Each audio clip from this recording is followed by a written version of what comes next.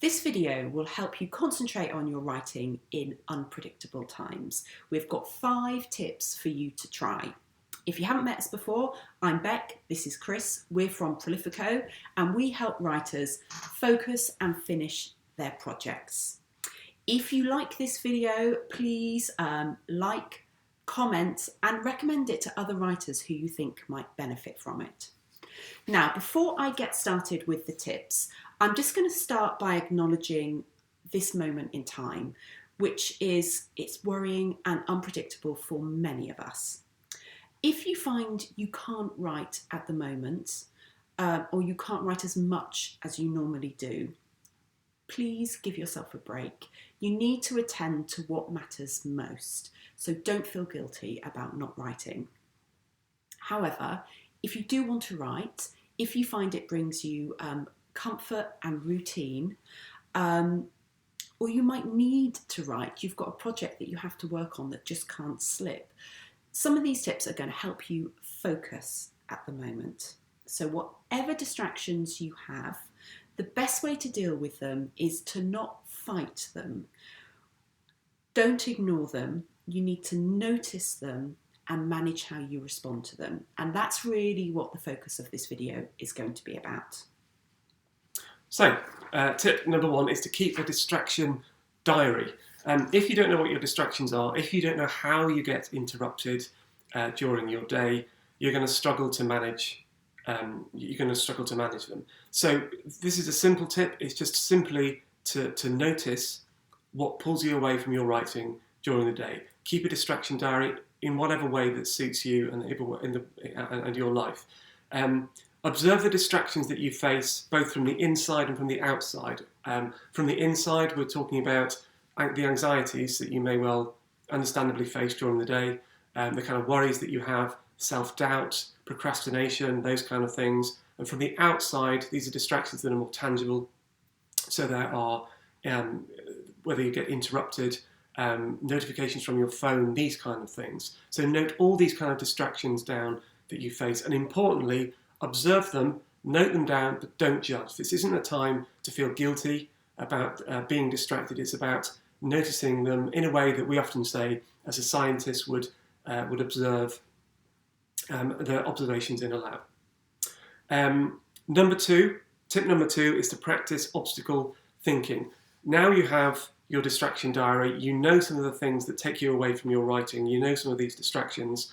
What actions are you going to take? What practical actions are you going to take when you meet these distractions during your day? So, for example, let's say that you have noticed that your writing gets impacted and your anxiety increases when you get news notifications on your phone. How can you avoid this kind of distraction? Brainstorm all the different ways that you can avoid getting distracted by your phone. It's time to get really, really creative as well. Get a big sheet of paper if you want, and create what we call a distraction battle plan.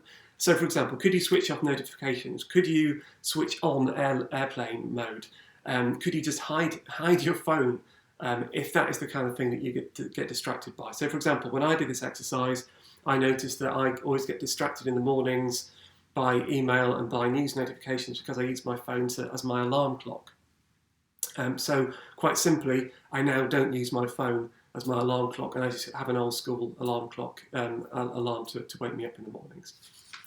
Tip number 3 is get a when-then plan. Now, a when-then plan is a way to trigger your brain into action so one activity gets fused with another, and it's an approach that is used by behavioural scientists to help people to develop new routines and habits, and actually it's a process that's rooted in neuroscience, and it's a formulation that you can use to skirt round and avoid your distractions as they occur and manage them more effectively. So, for example, when I write, then I'll leave my phone in another room. When my writing time gets co-opted and taken from me in the morning with an interruption, then I'll dedicate 30 minutes to writing in the afternoon instead. When I feel unfocused or anxious about my writing, then I'll meditate, I'll do some yoga, I'll take some kind of action that clears my head. It's just a really simple way to help you connect different behaviours and different actions, so the action that you want to take becomes clear. And it's really, really important that your when-then plan is very ambiguous. Don't make it too complicated. Make it very clear to follow. It's just a simple strategy to help you skirt around those distractions as they occur. Okay, I am on to tip number 4, and that is to use constraints. So for many of us, our working and our writing environment has changed. And that means it can be really hard to build a new routine, and we get distracted and derailed from our writing projects more often. So one way to keep focus is to use constraints. They work because they apply boundaries to what you're doing. And that can also add a little bit of extra pressure, really focus your attention. And just as Chris talked about with when-then planning, you can use boundaries as a when-then plan. So if I find my mind wandering in a long writing session, I will reduce the time I write for. And this is an approach that's used in the Pomodoro technique. It's an absolutely classic. It's really brilliant. If you haven't tried it, really give it a go. It's named after the tomato timer. All you do is set a timer for 25 minutes, write, then you take a break for 5 minutes and you repeat. And you might be able to do 3 or 4 of those sessions and then take a longer break. It parcels up your time into these smaller pieces where you've got these boundaries to keep you going. Another constraint could be signing up for a challenge. So for example, we run a 7-day writing sprint, and that gives people a lot of structure, daily structure to work to. So do check that out. Now I'm on to the 5th and final tip, which is really focused on accepting and parking your anxiety. So this is a bit like keeping a distraction diary, but it's very much focused on those internal thoughts, the anxious thoughts that derail us from our writing projects. Now, we found that these thoughts fall into 2 camps. They're either practical in nature or hypothetical. So before you can check out what to do about them, you need to notice them. You need to note them down and accept them. And then you can give yourself time. It's called a worry diary, and it's used in behavioural therapy. So you can have a writing worry diary. So give yourself a time to go through what your worries are, and then note whether they're practical, in which case you come up with a plan to deal with them, or if they're hypothetical, in which case you really need to notice that this is a recurring pattern for you.